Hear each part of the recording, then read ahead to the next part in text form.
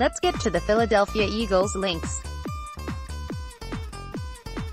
Nick Foles' incredible postseason run continues in nail-biting win over the Bears. Foles' latest installment of postseason excellence contributed to his career postseason grade, which now stands at 91.3, the best mark among all quarterbacks in the PFF era, with at least 100 dropbacks in the postseason, better than Aaron Rodgers, 90.9, better than Russell Wilson, 85.7, and better than Philip Rivers, 83.9. It marks the incredible journey of Nick Foles in the playoffs, who has now graded above 75.0 in 4 of his 5 playoff games as a pro. For his career, Foles has been nothing short of miraculous in January and beyond, completing 125 of his 179 attempts for 1,432 yards, 10 touchdowns and just 3 interceptions. He's thrown 9 big-time throws and had just 2 turnover-worthy plays. His 8.0 yards per attempt is the 5th best career mark by a postseason quarterback in the PFF era. His 105.2 passer rating comes in second to Hall of Fame signal caller Kurt Warner, and his 77.3% adjusted completion percentage tops the list. That also contains Drew Brees, 74.1%, Peyton Manning, 70.3%, and Tom Brady, 71.6%. Philadelphia Eagles vs. Chicago Bears, 16 winners, losers, and I don't knows. BGNTHE big winner of the night remains, rightfully, Old Douglas. It's easy to forget that last season, when Nick Foles was doing, well, exactly what Nick Foles is doing again, but the majority of the credit was not going to Nick. It was going to Doug. The Eagles were able to out-game plan some venerable coaches in Dan Quinn, Mike Zimmer, Lal, and Bill Belichick en route to their impossible Super Bowl victory. Foles' lore was certainly growing, but it was Peterson, a Coach of the Year snub, who shined brightest on those stages. So as Episode 2, Attack of the Foles continues, it's easy to begin pouring the credit on Nick for his second playoff run, and he rightfully deserves some credit.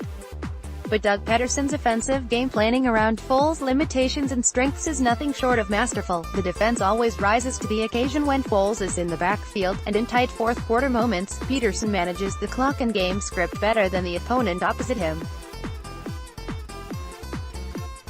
The Kissed.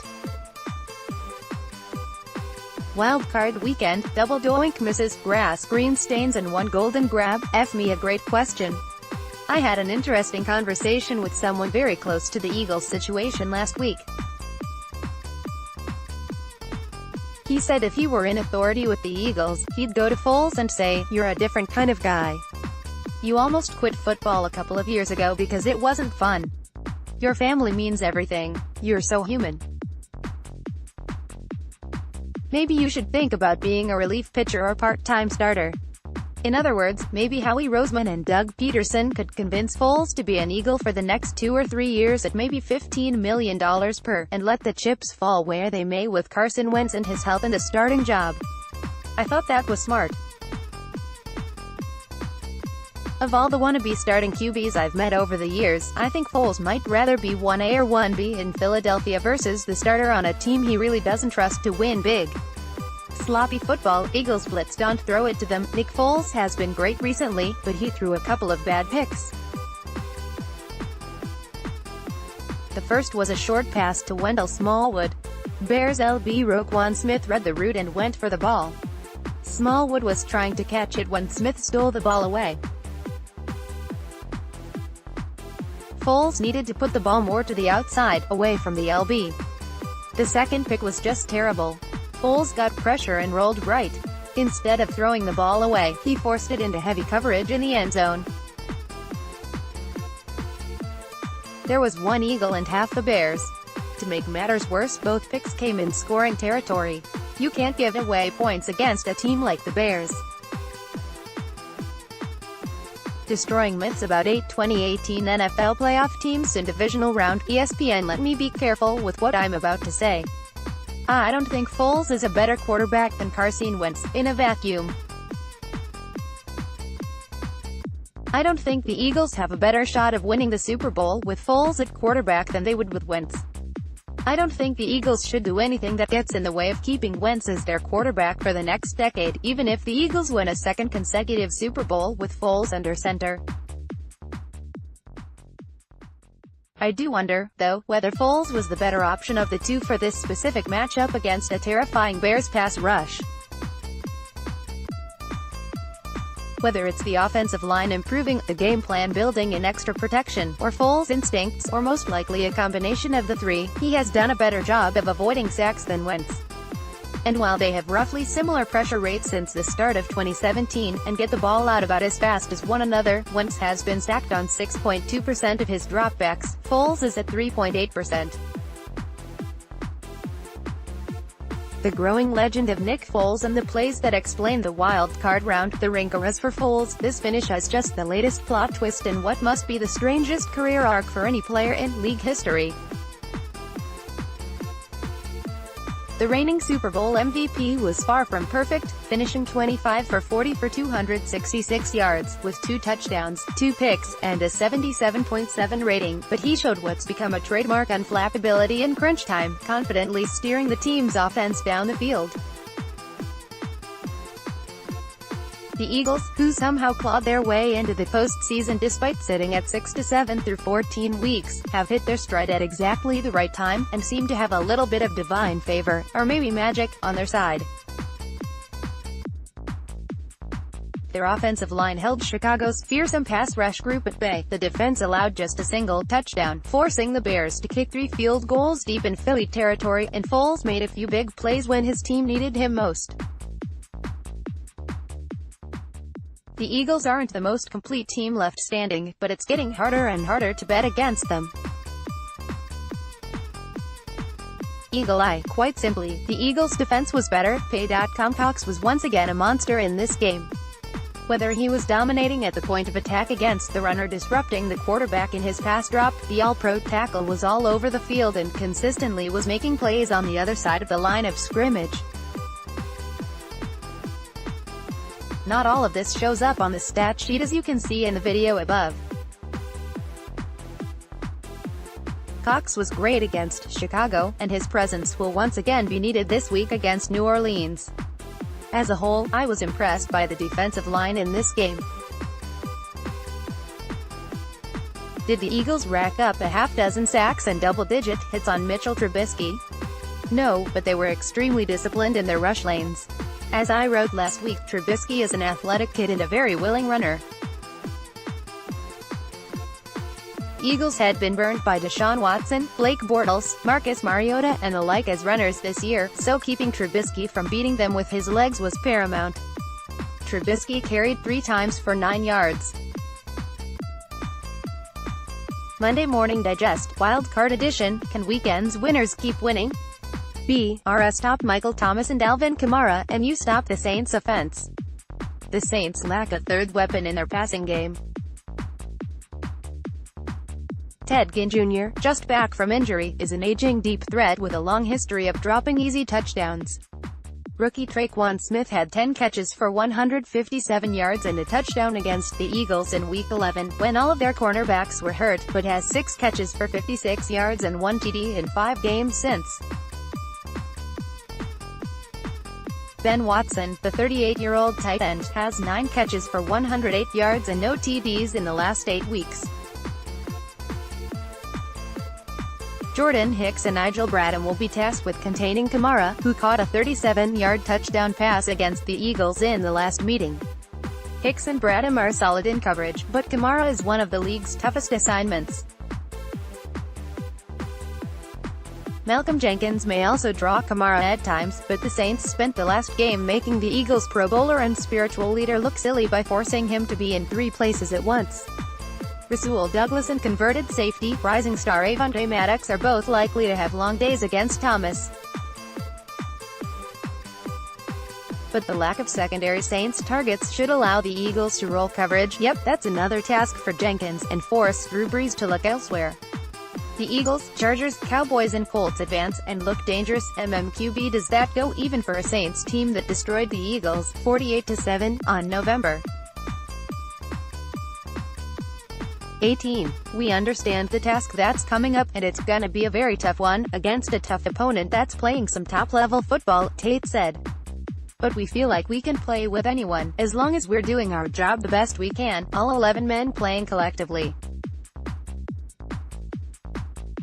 We're gonna go out there and try to handle business. No one ever said it was going to be easy, but now that we got into the tournament, you gotta deal with us, and dealing with them, as the Bears would tell you this morning, is no picnic. Saints are going to find a very different Eagles team this time. NBC's What's Changed? Since that 48-7 loss, Nick Foles has galvanized the offense. Darren Sproles has returned along with his playmaking ability. Young defensive backs Avonte Maddox and Rasul Douglas have blossomed and reshaped the secondary. Michael Bennett has emerged as a big-time pass rusher, and Lane Johnson, Jason Kelce and Jason Peters have all gotten healthy. And Doug Peterson has done a remarkable job keeping the thing on the rails when things got a little precarious there. We just kept believing, Jenkins said. At this point, why wouldn't you? We're a team, man, that's just resilient. We continue to fight and do whatever we can do, whatever's in our power, and then sometimes the ball rolls in our direction, and we'll keep riding that. We have full faith in each other. We've been through too much not to believe. Ranking the NFL's divisional round playoff matchups, The Athletic. So what do we think now? New Orleans still might be the best team in the NFC, but they are certainly fallible. What we've learned in the 2 months since that blowout at the Superdome is that the Saints' offense has some vulnerabilities, particularly at wide receiver, where Mike Thomas can't do everything. But we've also learned that their defense might be pretty good, too. Not counting Week 17, when many Saints starters rested for the playoffs, New Orleans allowed just one of 7 opponents to score more than 20 points. But it's perception and reality for the Eagles that have changed most in the past 2 months. Now, we look at the Eagles as a scary playoff team with some sort of uncanny Nick Foles magic that conjures memories of last year's Super Bowl run. Clutch encounters, wild card, football outsiders. After last season's run, Foles was 4 attempts shy of qualifying for the highest passing DVOA in the playoffs, 56.6%, since 1986. He'll be featured more prominently in our next update of the playoff stats, but Foles added to his hard-to-believe resume with another playoff game-winning drive. Foles is the 4th active quarterback to have at least a .500 record, 12-12, at game-winning drive opportunities. Consider the playoff DVOA, the 2 championship games last year, the franchise record 471 passing yards in Week 16, and the 25 consecutive completions tied the single-game record in Week 17, and Foles is making history in a Doug Peterson offense in which he only has 12 relevant appearances. Foles has also been the quarterback the last 3 times the Eagles have won a game after trailing by at least 4 points in the final 5 minutes, but this was the first time it happened since 2014 against the Colts. Bears vs. Eagles. Notes from a heartbreaking 16-15 loss. Windy City Gridiron. Eddie Jackson is an incredibly important part of the Bears' defense, and if anybody says otherwise, show them this game. Jackson was active but rarely played due to injury, and his range and instincts were sorely missed on Sunday. Nick Foles had a very underwhelming game, making several ill-advised throws throughout the game that a player like Jackson could have picked off. Nonetheless, the Bears were still able to pick Foles off twice, with Adrian Amos and Roquan Smith coming through with turnovers. The best of Farzetta. Looked down upon as a division-filled mediocrity this season, the NFC East now has 2 of the 4 NFC teams still in the playoffs. That, of course, is because the Dallas Cowboys and Philadelphia Eagles each won over the weekend. You can look at those victories as a good thing because they represented the division. You can also look at them as a bad thing because the Cowboys and Eagles again showed what the Giants are up against as they try to work their way back into the ranks of the perennial contenders. BLG note, I'll never understand, division pride being a thing, is the Cowboys' defense good enough to stop the Rams? SB Nash, and that defense is a big reason the Cowboys could very well force their way to the NFC Championship after starting off the season 3-5 through their first 8 games. All they have to do is beat the Rams on Saturday. It won't be easy. The Rams were one of the best teams in football this season, going 13-3 and winning the No. 2 seed in the NFC.